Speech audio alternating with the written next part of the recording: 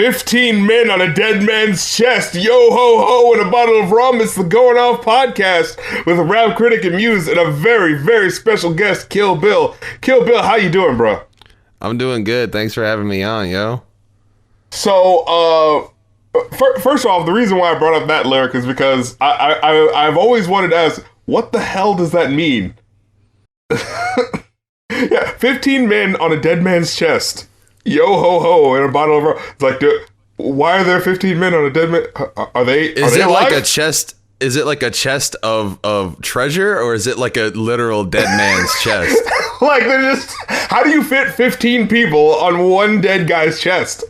Dog, pirates didn't have nothing to do, man. They just sat around on the boat. They're just like, oh, here's Terry. He's dead. Let's all pile on him. See if we can hear his heartbeat as it fades. If I had to guess, I imagine dead man's chest is probably some poetic way of meaning, like, the ship.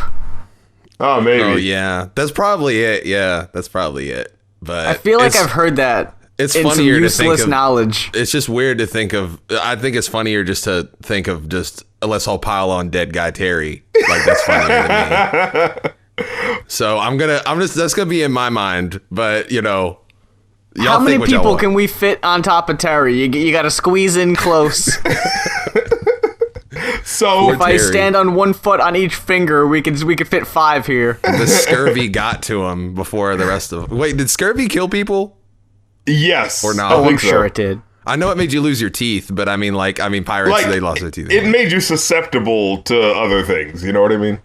Yeah. I mean, I just feel like, somebody's going to catch the scurvy in the year 2017. I already see it coming, dude. Somebody's going to get it. Dude, okay, check this out. I just looked this up on longjohnsilvertrust.co.uk. It's about this is a website dedicated to what's his name? Blackbeard. Oh. And it's all things pirates. And it says in the early 1700s, the pirate Edward Teach, known as Blackbeard, punished a mutinous crew by marooning them on Dead Man's Chest, an island 250 yards square, surrounded by high cliffs and without water or landing places. Each was given a cutlass and a bottle of rum, and Teach's hope was that they would kill each other. But when he returned at the end of 30 days, he found that all 15 had survived. That's where the song came from, dude. That's tight. And they're all excited because, they're like, yo ho ho, the boys are alive. Yeah. That's fucking inspiring. Yeah, dude. Well, shit. There's no food on the island, they say, which is occupied by pelicans, lizards, non-poisonous snakes, and mosquitoes. It's never been developed for tourism because of its inaccessibility. We got to do it, boys. We got to start we got to figure out how to make that accessible and rake in on that cash cow. Yeah, I think we found our new haven. Just got to get rid of all the mosquitoes. That'll ruin a tourist trap for you.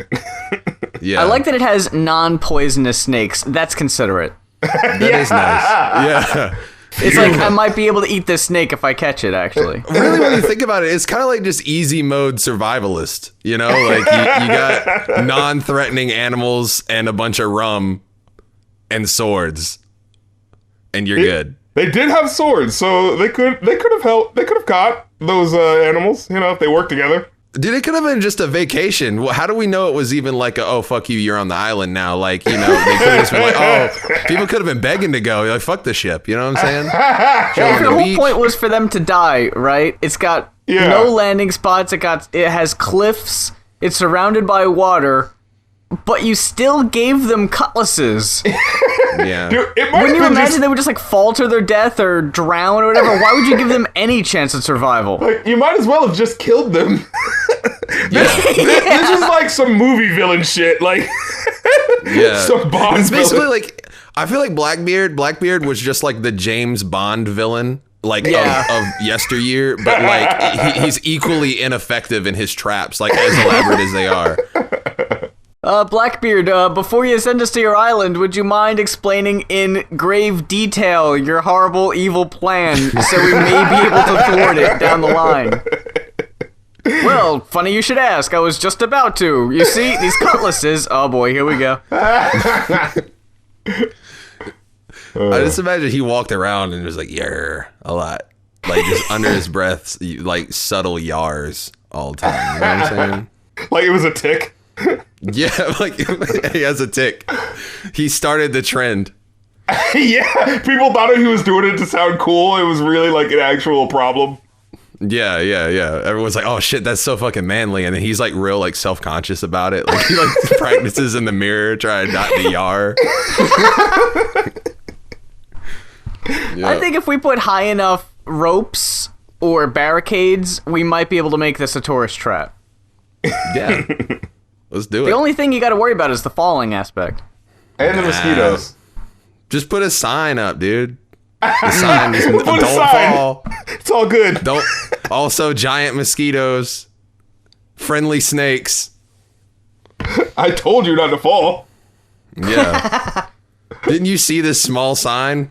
You gotta sign a waiver first and you're good. I'm down to do a partnership right now. The people, I'm speaking on the behalf of Exordium of the record label. We're going to work with you guys. We're going to set up, what is it, Dead Man's Chest. Yeah. And we'll have animatronic pirates. Dude, we know no one lives there. I mean, I'm surprised there are no like porn parody versions of that song. Like 15 O's on a guy's dick. Yo, dude, I wouldn't be surprised if it doesn't exist though, because like I was on a website like a few years ago that's like it has the list of like all the creative porn like parody names. And just like everything's been done. My favorite was in Diana Jones. That was my favorite one. God damn it. I was just like, hats off to you guys. And the Temple of Poon. Oh shit. There's gotta be a market for that though. Like people that literally just buy porn based off of its hilarious title. But see, like, I don't even think they don't do those anymore, don't they? They just go like, "This is not The Simpsons, a XXX parody." It's just like, yeah, we know it's a XXX parody. Like, you know. I saw Pokemon Go one was floating around when that was real popular, and I was like, that's something. And the girl was dressed like Pikachu. That really weird fucking one. There was wait. I think the dude was dressed like Pikachu. Yeah, that's what it was. Oh, and that's like, weird. She was like, you know, and I'm watching this to study it. You know, social experiment for cultural preservation. Yeah, dude. Social experiment. It's just a prank. Yeah, it's just a prank, bro. Dude, fuck those guys. Yeah, fuck those guys the long way, dude. Yeah, I remember we talked about the Spongebob Squarepants parody on the show a while ago. Wait, there's a SpongeBob... a porn parody? Yes. Yeah. And it's like Sponge Knob Square Cock or some stupid... Like, it's just the worst version of a porn parody. Don't touch my fucking childhood like that, dude. They got fucking... It's like... That's like some fucking... dude, they left dick prints all over your childhood with this fucking parody. Yeah, dude. They left like, dick prints all over your childhood for this one, Rick. It's so fucking horrible. Like, it's like the guy in the suit. It's like this huge, overgrown suit. Like, it's not to scale. Yeah. Oh, shit. It's on this site called Wood Rocket. Like, they're the people who are responsible for, like, all these shitty-ass porn parodies. And it's like, when you actually watch the actual sex happen, it's like... It basically looks like he's sticking his dick through a wall. A really low wall. I hope they paid him good money to do that. No, dude, that shit, you can't pay someone for that. That has to be a passion project. Yeah, yeah. I think that's why he was in the giant costume, so you couldn't see who it was, because he had something serious going on the side. You know how you know how like anime, like the cosplayers will like spend like a lot of time and effort on their costumes? Like, what if he does that with his SpongeBob porn costume? Like he put in hours. If you follow him on Instagram, you could watch like progress update pictures. Yeah. Hey, here's the arm. I got the animatronics coming soon. This is the paint I used on my penis. to get the full yellow porous effect. I got the swatch here if you want to use the same color. Yeah, my girl watches those makeup tutorials all the time. Like, you know what I'm talking about on YouTube. Yeah. But they do that, but it's for the application to achieve a truly porous penis. Oh, okay. A truly porous penis. Now, y'all can quote that one. A truly porous penis. Kill Bill the That's rapper. the weird thing about that parody was it was a giant, almost to the ceiling suit. You really couldn't see the dude all that much. The costume itself was just like a weird...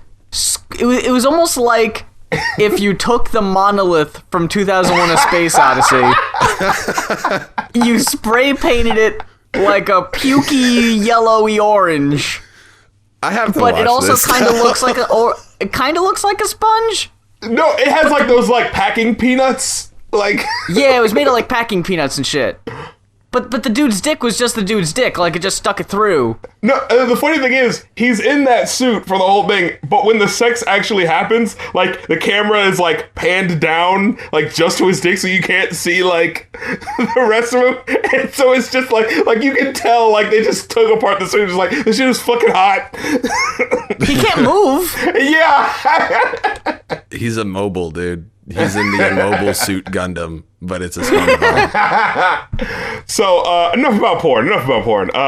This is a family show. We could use this as a small segue because we mentioned SpongeBob to that fucked up Gorillas video we just watched. So, Fucked up. That shit was beautiful. What are you talking about, man? Art! Dude, it's a type of art. No, literally, me and my friends joke around about, because we went to arts college, so of course we had jokes about, art, and it was just like whenever we were watching something that was really pretentious and like we knew it was bullshit, we would just look at each other and just go like, and just scream, art! It's art! Yeah, dude, this is high art. I think actually, to be completely honest with you, like, I actually did like the video. Like, I mean, it was really weird, but I enjoyed it. And then the very end, like, made me like it more, if that makes any sense. Like, because it's like, it showed that it wasn't really taking it that seriously. You know what I'm saying? It's the type of video, like, it honestly felt like they were just like, this is about the end of the world. Oh, it's so serious. And they just do the little psych out, they're like, gotcha, motherfucker. Yeah. That's the SpongeBob scream is my genuine reaction at like how the world is going right now. You feel me? Like, yeah. That's the listener. That's, it's a mirror into the listener's soul. That's why it's art. You know what I'm saying? That last part was the react video for looking at the world. Yeah, man. Dude. SpongeBob reacts to the world. I know there was like that meme where it was like Mr. Krabs in like the swirly room. Oh yeah. Yeah. I don't know the context because I'm gonna be alone here. I never really watched SpongeBob too much, so I didn't know what that was from. The context is like he's took over for like this new burger stand that SpongeBob made, but all the customers are coming back. And he thinks he's going to make money off of them, but they're all coming back to complain and get their money back. Oh. Yeah. And so, like, it's sort of like, it's like, oh, shit. Yeah. Just a general, like, oh, shit, disoriented, like having a bad time. The one I saw was like when you get your money from the cash register and they say next and you haven't put your money away yet. I saw one where it was just like when you let your girl hold your phone like to change the song on the thing and your side hoe texts you. So you got to crash the car, and then it had a picture. It had like it had photoshopped. It had Young Thug doing the like skirt thing, but it was like in that.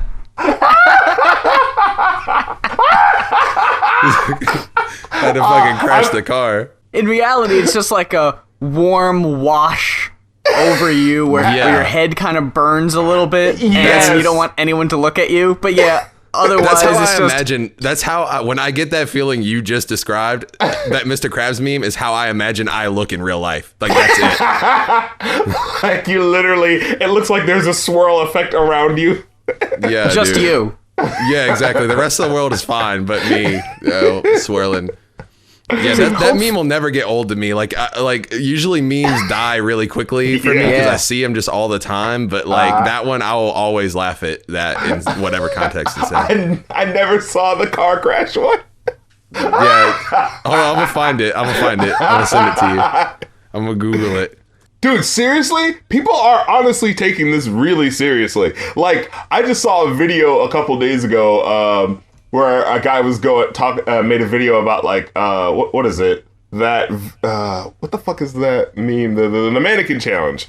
And it was like a Dose of Buckley video, and he was talking about like, people are appropriating memes for advertisements, like sponsored memes or whatever, right? And there were people in the comment section that are like, oh my god, like these sellout memes, and people are like, the companies are taking over memes. It's just like, yeah, we only go for artistically memes with artistic integrity.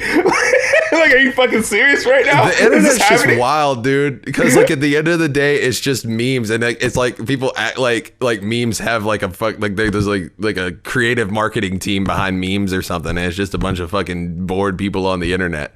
Dude, I was just telling Darren last week, the back of my box of Pop-Tarts has the girl cartoon character on the back in that interchanging triangle background that they put on most of the memes. It's very basic. And she just goes, toasting, ain't nobody got time for that. Oh my god, dude. That's on the back of the box. That is, okay, I do kind of feel that though, because then like whenever I've noticed it's whenever like I'm just gonna say it. Whenever like mainstream white America gets a hold of the meme, you see what I'm saying? Like that's when it dies to me. Like when you see it on a shirt in Walmart or something. Dude, it's straight up. It's basically hip hop at this point. It's just like as soon as mainstream America like milquetoast vanilla white people whatever get it, it's just like it's not funny anymore. Yeah, dude. It's the same people who, when they start using it, it's the same people who are just like, this water sure is spicy. It's like that type of like mainstream white person. You see what I'm saying? This water is lit. It's like, call everybody. We can't use it anymore. I am finna too lit. Finna too lit. Dude, I seriously heard a McDonald's ad where it was on a hip hop station, so they tried to urbanify it to a degree, and it's so cringy, where the guy's just like, hey man, you got enough money for this meal or whatever? And he's like, I got you, fam. It's like, oh no. It's that next level. Hold up. Let me do it. It's like, oh yeah, you got the money for this? I got you, fam.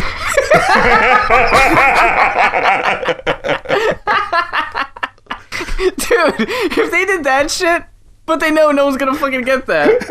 Yeah, man. Just blow your fucking speakers out with the McDonald's ad. That's me. Like, my mom always said, like, when I was growing up, because, like, I would always, like, make fun of commercials and shit. She was like, oh, you should do advertising. And, like, if she only knew the terrible shit that the ads I would make up that would never actually, like, go over. They wouldn't air. Yeah, dude. They I mean, it would approved. be better. It will be better than half of the fucking, ads out, in my opinion, Oh yeah. But yeah, a lot of ads are so like tone deaf, like in ways that you think it would be really easy to understand. Like, you know what I mean? Like, I know you've seen an ad where it's just like, what? You just failed on a very basic level. Yeah. You know what, you know what my least favorite ad is, like, ever? Y'all know those like anti-smoking, like the Truth ads? Oh, we were just talking about those. Okay, yeah. Okay. See, here's my thing. They need to go back to showing like half dead people. Okay, because like that'll work. That makes me be like, if I'm about to fucking smoke a Black and Mild or some shit, like that'll make me go like, perhaps I don't want to die today. You see what I'm saying? But on the other hand, it's just kind of like they'll be playing like trap beats from like 2012, and like it'll be like, you mad, bro? Don't smoke. You know what I'm saying? The one that got me from the Truth ones where it was like, smoking could potentially kill your household pets. And it was just like, that means no more cat videos. It's like, oh my God. God damn it, stop. If they would have stopped there, but see, that makes me want to fucking just like hit a hookah until I die, so I never have to watch that shit again, dude. When they fucking tried to get trendy, that was bad. It started out decent, like you said, kind of like shock you to where it was like, oh my god, I don't want to end up like that, to then it kind of got oddly abstract, where it was like they put a crying baby doll in the middle of the street and waited for someone to come by and pick it up, and then you pick it up and it's like, oh, there's like a note on the baby's stomach that says something like, smoking has horrible effects on infants and unborn babies. It's like, oh, that makes me think. Yeah. But now it's just like, there was seriously one where it just had a cartoon unicorn throwing up a rainbow, and it was just like, who the fuck are you trying to appeal to? Wait, I don't remember. Okay, hold on.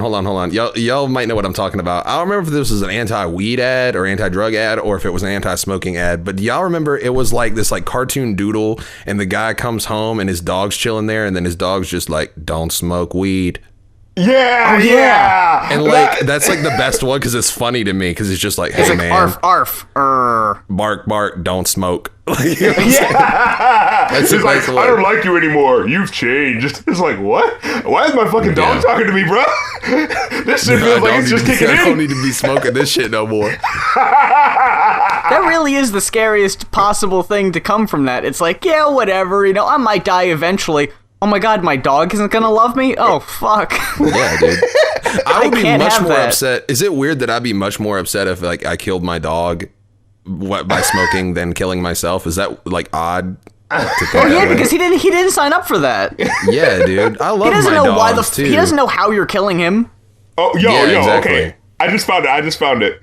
So, the thing I was talking about in the Dose of Buckley video, someone just said, I just wanted to say we should try to keep the memes as original as can be. Let's make sure that we're the ones making memes and not some business. And I was like, yeah, and I just responded, apparently memes have quantifiable artistic integrity. Yep. That's it, dude. I want my memes produced by the bottom 99% and not the 1/10 of the top 1/10 of this country. There's gonna be a time. We're literally going to reach a time where, like, you know, people kind of look down on classical music now because they're like, oh, that's snob music. Like, there's going to be a time where people, like, don't like certain memes. It's like, oh, that's snobbery memes. Yeah, exactly. Oh, the elitism memes.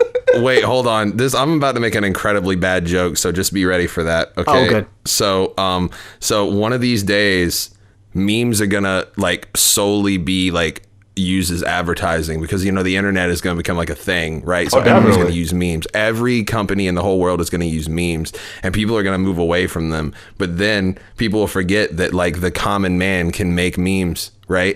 And then finally it'll say, like, someone will do it, a common man will do it, and it'll be like the memes of production have fallen into the hands of the proletariat. God damn it. So there's my awful joke of the day, guys. See you later. Get the hell out. There were instances of merchandise on Hillary Clinton's website during the general election that had fucking memes on them. It was a beer koozie, right? And it said, more like Chillary, am I right?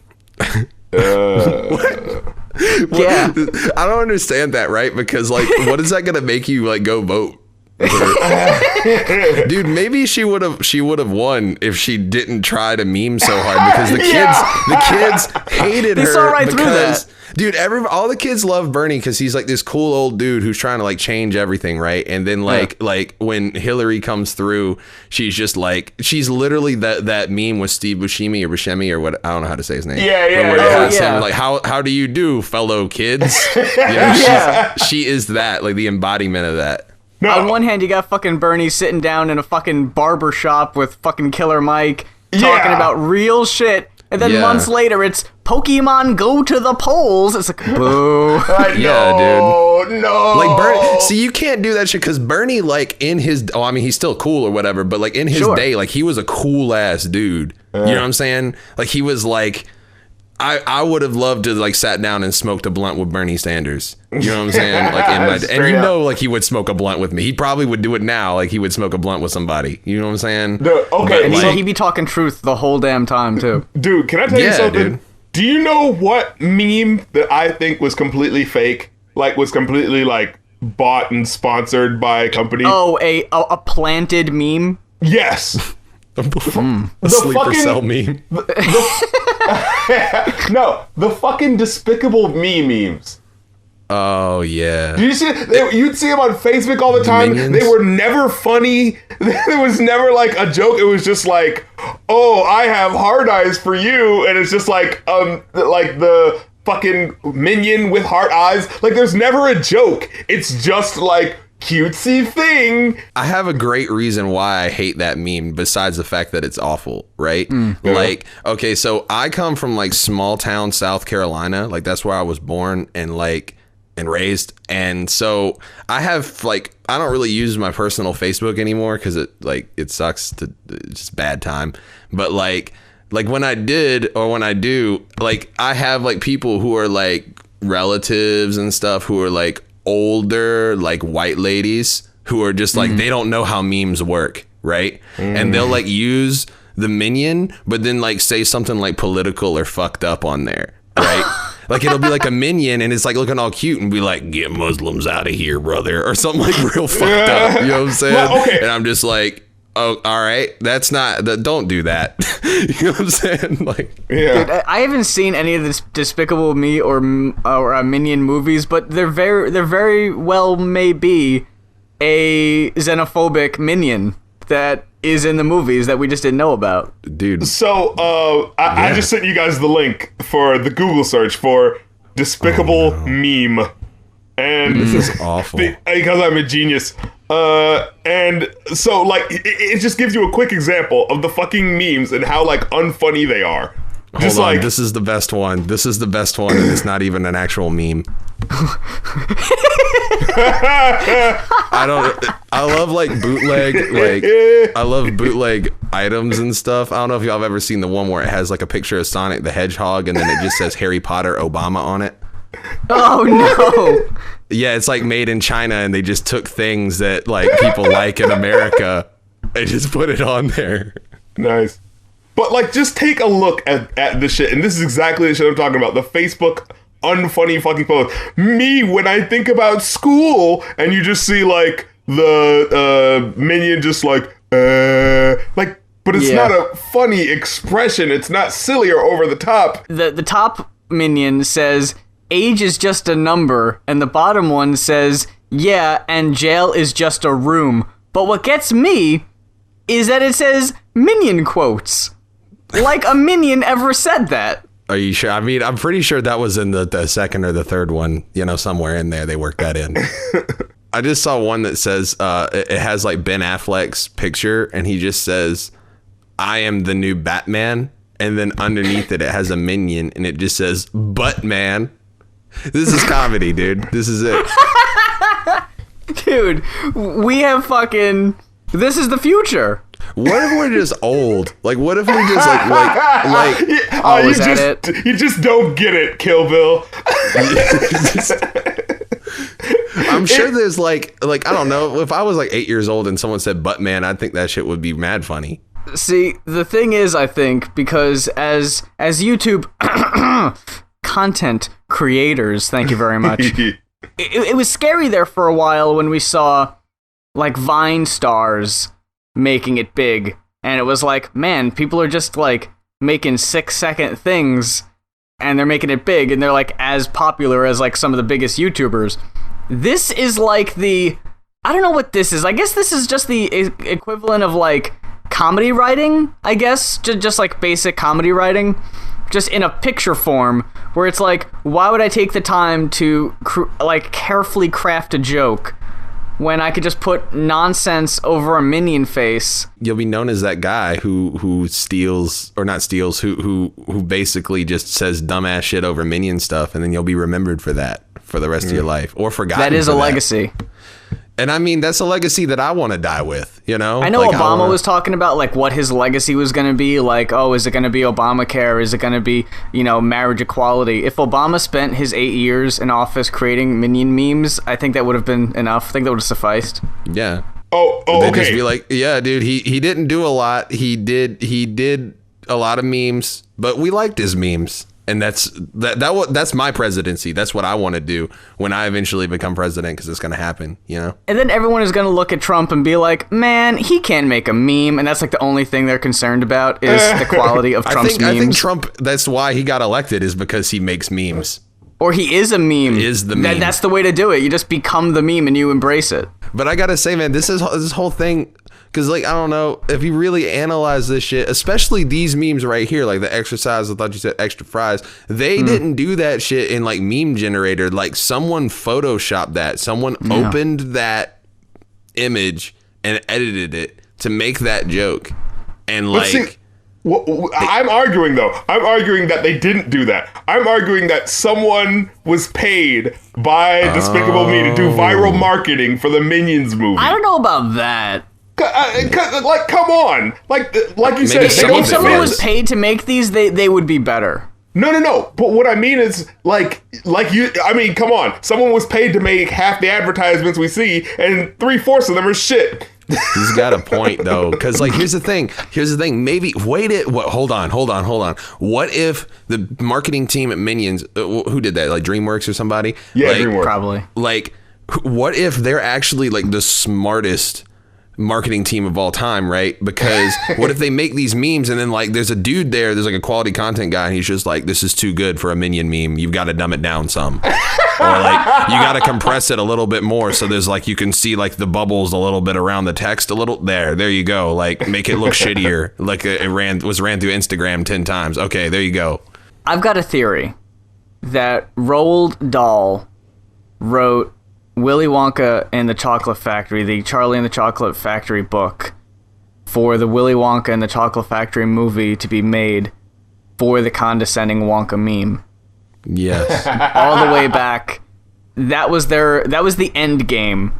So we way want back with a the time condescending machine. Wonka meme. No, yeah, not even an end game. Like they time traveled, dude. He's a time traveler. He came back in time. He was like, guys, we got this thing called memes. I don't have much time to explain, but we're gonna write this, and there's a dude named Gene Wilder. He's great. We're gonna get him.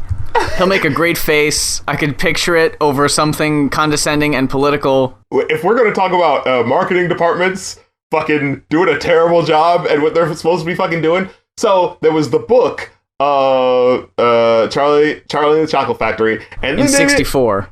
And then they made the movie, but in conjunction with the movie, they were supposed to be putting out chocolate, like actual chocolate. Oh yeah, that's right. We talked about this. Yeah, but the problem is something happened with the ingredients that messed it up, so the chocolate ended up being complete shit. So they couldn't sell the chocolate for the fucking movie. And even to this goddamn day, if you go to the Wonka candy sites, like, there's virtually no chocolate. Like, isn't that incredible? Not anymore, no. Yeah, like, the one place the movie was called The Chocolate Factory, and yet, like, 99.9% of the stuff that they sell is, like, fruit-flavored candy. Yeah. Well, that's the thing. The Chocolate Factory, even the thing that they were making there, the gobstopper, like, that didn't look like it had no chocolate in it. I mean, it looked kind of gross, too, but I would try it. Yeah, it should have just been called the Candy Factory. Isn't that a lot better for, like, the main... Yeah. The everlasting gobstopper looked like a shrunk down. Do you remember those toys they would always put in the front displays, the KB toys, that they would just rumble and they would hit the wall and they would keep rumbling? Yeah. They'd be in the same thing as the weasel on the ball, and it would just roll over itself. Yeah. Those mindless toys. That's what it looked like. How are you gonna get a full course meal flavor in an everlasting gobstopper? That's fucking bullshit. And like you said, it has nothing to do with chocolate. It never ran out either. It was that was the thing. It was endless. And you could chew it forever, which means you could just buy one. So in theory, dude, they could have sold that shit for like $100, because then you don't need another one ever. Why would you need the rest of the factory? Why don't just make those? Well, see, because you know you're going to be a dumbass and accidentally, like, it's going to accidentally fall out of your mouth onto the floor and shit. You know what I mean? You're going to have to buy another one. And I don't even think, was there any control over, like, what you could actually taste? It seems like it just kind of changed randomly. You know what it does? I think after a while, like, you get a whole bunch of different flavors, but then after a while, it just, like, goes down to one flavor, just like mashed potatoes or some shit, and you have to get another one, you know? It's always some shit like that, dog. Like, it'd be some, there would be, and it was still a prototype too. I like how we're really critically like breaking down analytically breaking down the gobstopper. Well, yeah, because I was just thinking, right? It's everlasting, right? But when Violet tries the everlasting gobstopper, it's supposed to be like a Thanksgiving dinner. So it's like, oh, mashed potatoes and gravy. Oh, that's awesome. Oh, here's the turkey. Great. Oh, and here's the dessert. And then it's the blueberry pie. Yeah. But does it go back around? Or is it now blueberry pie for as long as you continue to eat it? Like, does it change again, or is that it? Exactly. I think that would be a great way to, like, get people to buy more, because it's like, after a while, it's like, oh, it's only, like, you know what I mean? It revolves now flavors. It's just blueberry. Yeah, until it just gets to just one, and you have to get another one, you know? Violet could sue them, too, because I'm pretty sure they never fixed her either. Like, that was the one that turned to a blueberry. Yeah. And then, I like how it was like this. Like, they were just like, oh, I told you not to do that. And then he's just like, my daughter. And, like, everyone wants to act like the dad's, like, freaking out, like, too much. But I'm just, like, sitting there, like... Like, she's deformed now for the rest of her life. She's going to look like a giant blueberry. Like, they got to roll her out of there. She can't walk, dude. And, like, fucking sociopath Wonka over there is just, like, chilling in the back, just like... Well, the funny thing to me is like, aren't all of these people rich? They can totally sue the shit out of him. Like, yeah, they can get the gobstopper and sell it themselves. You know, like it's not like these people were like, no, these people weren't like regular people like Charlie was. No, these were all like millionaires. They've got money. Yeah, you know what I mean? And Violet, especially Violet's dad, because he was the one who was just like, I'm going to buy the whole motherfucking chocolate factory so we can take a tour of the chocolate factory. You know what I'm saying? Yeah, Violet and Veruca's dads were pretty well off. Veruca especially. I think Augustus, he wasn't too well off, though. But then it was just Germany, so it was different. But what I was thinking about was... So the first person down in the original movie is Augustus. He falls into the chocolate river. Everyone's freaking out, right? And they're like, oh no, he's fine. He got sucked up into the chute. And they're like, okay. And then it's like, oh, Veruca fell into the garbage disposal. She might be crushed into garbage. Everyone already is just standing around like, oh well, she asked for it. She jumped on the thing. They got desensitized so fast. Right. Bitch had it coming. By the time Mike TV got shrunk down to fit into his mom's purse, nobody fucking batted an eye. Yeah, you know, when you think about it, she did stand up on the thing. Like, no one told her to stand there. It was a weird place to go. Like, Augustus Gloop, he went to the chocolate. Hey, he didn't know that there was a suction thing underneath. Everyone knew that fucking seat opened up, and if you were a bad egg... They were shown that, yeah. Yeah, and she wasn't tricked into doing that. He didn't do anything. This is a different time, dude. People just I love that phrase. It was a different time. Like, and you just use it like with like some like real crazy. It was like, yeah, you know, she got turned to a blueberry. Oh yeah, it was a different time, man. And just like that's like the dismissive. Like, oh, when you put it that way. It was a time before chocolate factory regulations. Before we go though, we need to mention that you've got a new album on Bandcamp. Oh yeah, that I do. Yeah, I have a new. It's drop season. We just dropped it last week, about 6 days ago, something like that. And basically, what it was throughout, like, I've been working on this like actual like full album to release this year, but I've been doing this thing where I've been dropping a song a week on SoundCloud, and I just compiled all of those, and then like 5 or 6 tracks as well, and like made like a kind of like a tape, you know, just for Bandcamp, because, you know, not everybody uses SoundCloud. But yeah, everyone seems to like it. It was like #1 in underground hip hop for a while on Bandcamp. Yeah, dude, it came out really good. I really dug it. Dude, hey, thanks, man. I'm still mad at you though. Why did you not do the effect, man? Wait, what effect? Dude, where it's like every time you have a rap verse, the beat slows down. Oh yeah, no. That's a that's a Jinzo thing. That's like my side project. You know, sometimes I'll slow down. Yeah, I'm gonna work that in though next time. You know, damn, I'm surprised you remembered that, dude. I like forgot what you were talking about for a second. Dude, because that's like the coolest thing I've ever heard. Someone just randomly come and just like listening to the beat and it's all hype, and then bro, when he comes in, it's like, holy shit. Yeah, I've never heard anyone do that before. That was an accident too, because we were Rav sent me the song and was just like, yeah, dude, like I really think it'd be tight if you did some shit like as Genzo on it and like, you know, kind of rapped in a different persona and all this stuff. And I was like, oh, okay, cool. And I always screwed my voice down, but like I had the project file open and I used Fruity Loops and like I clicked like the A key by accident and it triggered it like to play like slower, and I was like, holy shit, that beat sounds so good slowed down. And so I was like, let's do it. And then he was just like, well, you want to just like slow it down? I was like, nah, fuck it, like let's just abrupt tempo change, just put it on there. And he was like, dude, that might just work. And I think it kind of did, you know what I'm saying? It totally fucking did.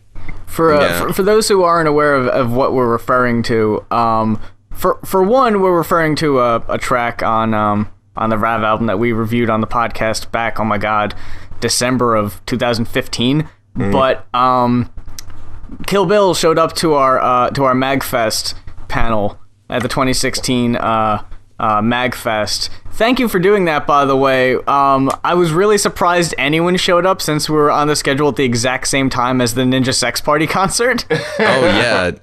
I didn't even I didn't even know Ninja Sex Party was playing, but I would have came out anyway. Like I fuck with Aaron too, but fucking I was actually gonna ask you about that because I was taken aback by old Brat Watson being on your fucking tape. Oh yeah, dude. When did that show up? How did that come about? Matt's the homie, dude. Basically, Matt Watson from Super Mega. He's actually from the city that I was living in when we dropped Ramona, and like the physical albums weren't even out yet, and I guess like word got out, and I don't even know how, because like I was like a secret identity, like I didn't tell anybody I rapped when I was living in Colombia like that, and like word got out somehow, and he heard it and he was like, oh shit, this dude's from Colombia. And then he is like one of his favorite albums, or he told me that was one of his favorite albums. And then he went over to, now he's living in LA. He's like always hanging out with fucking the Game Grumps and Steam Train people and all that. And he's doing the Super Mega shit. But yeah, he hit me up like on Twitter. It was either he hit Rav up or he hit me up first. I can't remember. But I remember like looking, I was like, holy shit. Like, I know who that guy is. Like, it was wild. You should have done a track with Ill Will. That'd be. Oh my god. Ill Will. Yeah, dude. We could just have like, it's like the artist names would all just be a like continuous multi. You know, like we can make that a thing, you know? So shout out to Ill Bill, come through, man. And then you can do a cover of that new song that's out, Chill Bill. While on chill pills, and we'll also be still trill. You know? There's no other way to be. Yeah, there is no other way to be. Take pickle supplements, you have some dill pills. God damn it. Yo, why does this always happen? Hold on. Every time I do anything like a podcast or interview or something, it always ends in some kind of weird puns. It's like the best shit ever. Just cut it off. Bring it out of them. Yeah. But yeah, seriously, thanks for having me on, y'all. I really fuck with you guys. Yeah, for man, sure, that was awesome. We'll definitely have to do this again sometime. Y'all come back now, you hear? So this week, we're reviewing Blonde by Frank Ocean as requested by Amy Nero. And Frank Ocean has been a mainstay in sort of like, not like mainstream, but he's like the quote unquote underground, but it's like, he's like the cool underground where it's not really underground. He just doesn't really have like hit songs. So, you know, but Frank Ocean's kind of different from his Odd Future ilk. He's R&B, sort of like minimalist freeform, I guess. At least that's what I got from this album. Yeah. I don't know. I listened to this and I'm going to tell you the straight up truth. I was bored. Like, this is music you go to sleep to. And maybe that's a compliment for his music, but it's just like nothing excited me in any way. Wow. Yeah. It's taking like your boy down a peg. No, like I listened to it the first time. I actually listened to it like right before I went to sleep the night before, a couple of days before, and I was like, Oh man, this is really hard to stay up. I was just gonna say, were you intending on sleeping, or did you just lay down and find yourself like, oh, well, I guess this is my life now? I put on Frank Ocean, I asked for this. My personal thoughts of what I think of the skit aside, which, like I said, it does kind of feel like, well, I mean, I guess like at this point, the whole like, you should only be adding people on Facebook if it's like someone that you're gonna be far away from them. Like maybe that was his point at the beginning of Facebook, but he could have like explained that to her. You know what I mean? Instead of just being like, what? Bitches be tripping. Like, you could have just been like, oh, well, I don't really add someone unless they're like, you know, I don't really, you know what I mean? Unless like they're a friend from college or something like that. But, I don't know, whatever. There's a whole bunch of this happens for no reason that happens throughout this album. And it really starts to piss me off after a while. Like, or that one song where it's like, where it starts off where it's like, it's after the solo reprise. Yeah, they're pretty sweet. Where it's just like you hear like all of this destruction and all these noises happening, this weird like cacophony of sounds, and then that just kind of stops. And I thought it was going somewhere, but it just kind of didn't. It's just like, oh, all right. You had no idea where you were going with this. Like, listening to this album, I don't have like, and maybe that's the point. Like, oh, I'm just lost in my music, and it is like, okay, but that's great for you, but you know, I'm a listening audience who has other music he could be listening to. Could you give me a fucking reason why I need to be listening to this?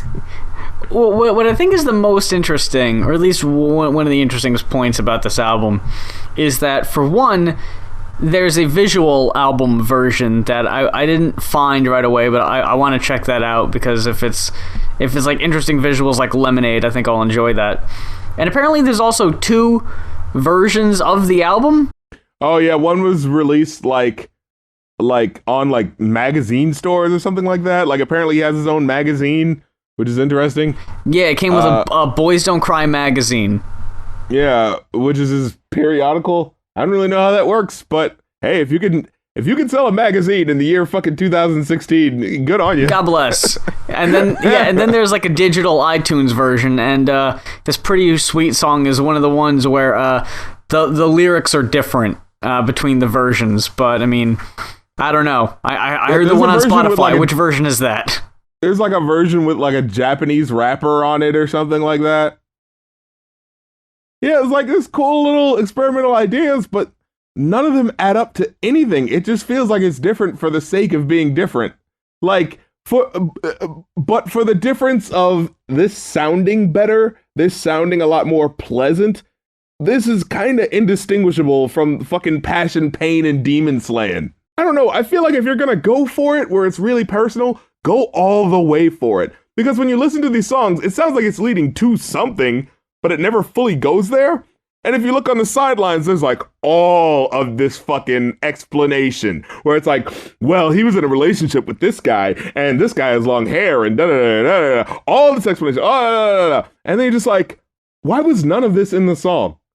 You know what I mean? Like, I just feel like he's selling you half a product, and you're supposed to go to his Facebook pages and Instagram and Tumblr to get the rest. You know what I mean? And I guess that's a smart way to sell an album.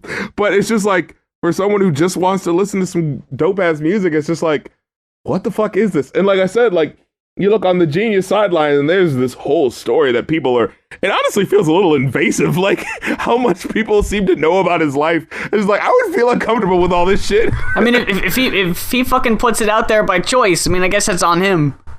Yeah. But it was just like, there's all this shit about like, well, you know, he was dating this guy at this time, and at 16 he was dating this person, and at 19 he was dating this person. It's like, hey, maybe you shouldn't know that. I don't know, I would feel uncomfortable. But, you know, it's like, and that's fine for fans. Like this, hey, if you're a fan of him and you know everything about him, and honestly, it feels like his life is more of the commodity than the fucking music is. Like, it feels like the music is the extra stuff to get. You know what I mean? Like, this is the complimentary stuff to being a part of his life, you know? And I kind of felt like Like I get that with like Eminem, like back in the day, like his life was sort of complimentary to that too. But he gave you a lot more explanation, you know? He gave you names, he gave you places, he gave you, scenarios. With this, I get maybe one or two splashings of specificity, and then we get drowned in an ocean of abstractness and not being direct. And it's like if you're gonna be clear with me, be clear. But I don't know. It didn't feel like it was nothing felt like it was enough to make me get over a deficiency in any other area of the art, right? So it's like musically, I felt like it was too empty. So I needed something else to cling on to. So it's the lyrics. But lyrically, he doesn't give me anything that's specific enough to really make me get it. So it's like, okay, well, maybe I'm not really supposed to be getting a story. I'm just supposed to be getting a feeling. But then, like, there's one too many points where I feel like I'm supposed to be knowing something, but I don't. And it's just like, well, where the fuck are you trying to lead me to? You know, it feels very incomplete. The highlights are, of course, well, there's Solo. Solo was really good. And then the Solo reprise. Oh, yeah, we haven't even mentioned old Solo reprise. A little hidden treasure there. Dude, Andre just fucking goes off on these rappers who are like, he's just like, I just feel like shit right now. I especially feel like shit because I feel like all these rappers are, getting to, floss and have all this money. And then you find out that they didn't actually do the one thing that's supposed to be their job, which is writing their own lyrics. And he's just like, was I trying too hard this whole time? I know we've had that discussion of like I put all this time into writing and editing a video, and then it's like, oh, that's all you gotta do to fucking get millions of views? Shit. I look at a video and quote unquote react to it, I just looked at a video and every now and then I go, millions of views. I could have been doing this years ago. I've been reacting my whole life. I never thought to do it on camera. I've been looking at videos my whole life. I didn't know anyone actually wanted to see me do that. Yeah, it's a very relatable thing, and oh my god, it's so fucking like I can't even really describe that track because like a lot's going on. You know what? It's kind of scatterbrained in how it's like and how it's paced, but it's still kind of easy to follow to an extent. You know what's crazy about that track? That track gives us more of what I wanted in a minute and a half than Frank gave me in 50 minutes. That was the tightest, most, this is everything I need to say. Let me get it out now. Everything else, in contrast to that, like, it might have been a mistake to put that track on it. Yeah, maybe. Because it's just like, oh yeah, this is an example of someone who knows how to fucking get to the fucking point. And meanwhile, I'm over here, I want to say this thing, but I'm not really sure what I want to go with it. Am I rapping right now? Not really. I'm going to half sing, and now I'm singing out of key, and I'm going to go back into key again, and then I'm going to pitch alter my voice for no real reason for a 5-minute track, and I'm going to go back to doing that. And it's just like, what the fuck are you doing? Can you please, hey, meet me somewhere in the middle? See, here's where I come in and say I enjoyed this album way more than I thought I was going to. Look at you. Look at you. Look at me. All right, I'm just going to let you be wrong for a few minutes. Go ahead. No, I mean, that's fine. See, I'm kidding. I'm kidding. I never heard Channel Orange. This is my jumping off point with Frank Ocean. I heard that one song that was pretty big back in the day. What was it? Swim Good? Swim Good, Novocaine. There was the other track with Andre 3000 as well, the Pink Matter. I like those songs. Those songs, even if they weren't the tightest, they had something happening. They had an energy to them.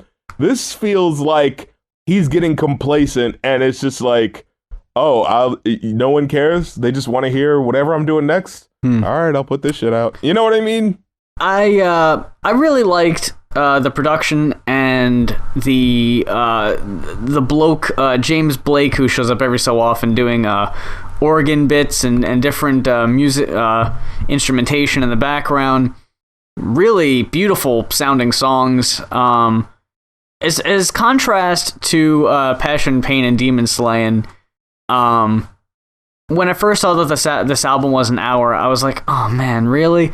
But honestly, this album flew the fuck by to me, for me. Like, it was not at all hard for me to listen to this album like 3 times, which I did not think I was even going to do, because normally I only listen to it maybe like once or twice. But I kept coming back to this one. It held my attention way more than old Kid Cudi was able to do. Almost forgot his name there. Thought there were some interesting choices, interesting topics, but that were pretty basic. But I thought they were explored well enough in the context of the song. Like, if you're not going to go all the way in explaining exactly what the specifics are, then, I mean, you know, if that's for the Tumblr post, that's for the Tumblr post. But as for the songs, I thought the songs were really good. Thought they were really well written. I liked how he sounded on them. I didn't think he sounded that bad. His voice sounded good on a lot of tracks, especially when later on what was I specifically liked him in? I think it was either Nights or White Ferrari. One or two of them, he sounded crisp as fuck. But there will be times, like, come on, you don't remember that time where it was like he just like randomly, I think it was in the first couple of his tracks, where he's like singing and then just like, wait, are you rapping now? And it just sounds awkward. I was never taken aback by that. The only thing I was taken aback by was at the very beginning in Nikes, where there was like that random pitch shifted voice business. And I wasn't crazy about that, especially because in other songs he was able to display that he has a really, really impressive singing voice, and I wanted to hear more of that. And it's annoying that I could have heard this as it is, but I have to hear it in this annoying pitch-shifted manner. And luckily there wasn't too much of that. It was sprinkled throughout, but not to the point where I was like, rolling my eyes or annoyed by it. No, it randomly happened in Self-Control, but I actually liked the topic of that one, where it was just like, I know you don't really love me, but, keep a place for me. I'll sleep between y'all. It's nothing. I just want to be a part of your life. This is like, oh, that's so sad. Like, I know how you feel, man. Like, there were a lot of fucking tearjerker moments on this album, yeah. All of these songs, I felt like, were at maybe the first or second stages of their completion.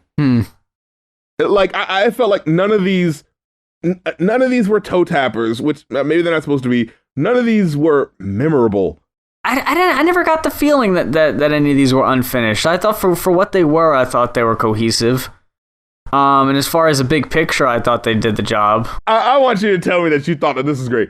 I'm dreaming a thought that could dream about a thought that could think of the dreamer that thought that could think of dreaming and getting a glimmer of God. I've been dreaming of dreaming a thought that could dream about a thought that could think about dreaming a dream. Come on. What the fuck was that? To an extent, I liked that. That was fucking stupid. I didn't think it was that bad. Come on. If this was on an album you didn't like, that would sound stupid. If it wasn't delivered as well as he delivered it, I wouldn't have liked it. But I think he has a really good delivery, so he could have been saying just about anything, and I thought it would have sounded good. The thing is, if you're going for an atmosphere, which is what I felt like this album was, then there needs to be some sort of control, at least lyrically. Because, like I said, all right, I'm supposed to be feeling the atmosphere. I'm not supposed to really be thinking about it. But then he says shit like, I'm gonna stick around. I'm gonna let my nuts hang. Nigga, you got something like me, don't you? Or maybe not just like me. I'm Africano, Americano. Even if you have Japanese. Like, what the fuck are you saying? That was the last one, right? Yeah. Yeah. Like, what the fuck are you talking about? Yeah, I think that kind of ruined it a little bit, or at least tarnished the rest of it. You can't be that abstract shit and then randomly come back and be like, I'm letting my nuts hang. Like, what the fuck? Like, if you're going to go for that atmosphere, go all the way with it. Don't fucking try to be hard now.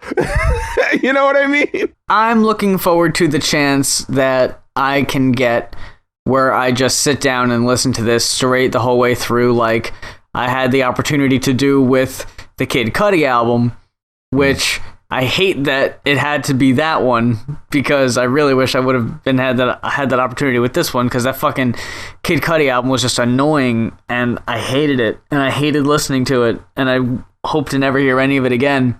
But with this, I actually want to sit down and take it in, and maybe I will notice some of the flaws that you had mentioned in the review, but for the 2 or 3 plays I listened through this album, I'd give it a 4. Wow. Yeah. Mm-mm. Now let's see. What's the difference? Man. Oh no. Oh no. Oh no, please no. Look, bruh. I wanted to like this. I did, man. There are beautiful moments, and if there had been any sense of cohesiveness, not even fucking cohesiveness, just be able to give me one song that I can hang on to. Like I said, I don't remember any of the melodies for any of these songs. That is not a good thing. That is not a good thing at all. And for all the fucking other shit that comes on here that makes me have to dip it down even more, 2. Ooh. Maybe 2.5. Oh, I knew it. I fucking felt it in my bones. If you could cut out all of this shit. But I'm sorry, even the songs I did like, for every song I liked, there was something that was just like, okay, well, there's no song on here that sounds perfect. Maybe Solo. Everything else is just like, what the fuck was that? What the fuck was that? You know what I mean? Everything has something that pulls it down, and that sucked because, and like I said, nothing was memorable. Nothing, like, as an album, I could see listening to it and not paying any attention. Like I said, if you needed to go to sleep and you put on this album, yeah, it's great. But as a whole thing, it's just like, I don't need this. And all the people in the comment section who were like, oh my god, Frank Ocean's got another hit. Oh man, this is going to be the album that sends the haters, makes the haters weep. Makes the haters fucking sleep. Yeah, I wouldn't say it's anywhere near phenomenal, you know, but I enjoyed it. And 5 is normally reserved for what I buy this, but I'll definitely listen to this again. I could see listening to this literally when I'm about to go to sleep and no other time. This doesn't deliver in any way that I feel is, like I said, memorable or anything that I could come back to. You know what I mean? And maybe it's just for him and his fans, and I feel that, but I couldn't see this for, and like I said, if you're a fan of him and you're coming here listening to this and you're like, oh man, I gotta hear what Rap Critic says before I go check out this album, I guess, then you'll enjoy it if you're a fan of his stuff and you follow him and everything like that. But if you're a casual person just trying to be like, I want to listen to some more music, unless you're trying to add this to your nighttime playlist, there is literally nothing here for you except for the solo reprise. I was really surprised for how much I liked it, to be honest. I really, going in, I was like, oh man, R&B, oh man, Frank Ocean. I only heard like one of his songs before and I didn't really care for it. But yeah, I enjoyed it more than I thought I was going to. I wouldn't say it's boring in my opinion. I just kind of got the impression that it was more kind of chill. I'm really pissed off. I think the reason why I'm pissed off is because it, like I said, it sounds good. It sounds like it should be doing something, but it never picks up that task, you know, of really being something more. And I think that's what makes me more angry at at an album, you know, like Soulja Boy, he's always gonna fail. Like I get that, but this sounds like it was going somewhere and didn't, and I think that's just frustrating to me. It could be mostly due to that it didn't get my 100%. And maybe the next listen through I will pick up on more like, oh man, you know. But for how I was taking it in, yeah, I didn't really notice that too much. But like I said, I'll definitely be revisiting it. So maybe I'll, you know, give an update after I listen to this a few more times, and you know, maybe it'll affect my score like fucking Good Kid, Mad City back in the day. Oh my god. was this one lyric at the beginning. He's just like, yeah, he has random parts where he's like, he gets like randomly lyrical, and it's like, oh, that's cool. But then the rest of it is just like, I'm just free forming, and like he has one idea, and then he just never comes up with any other ones.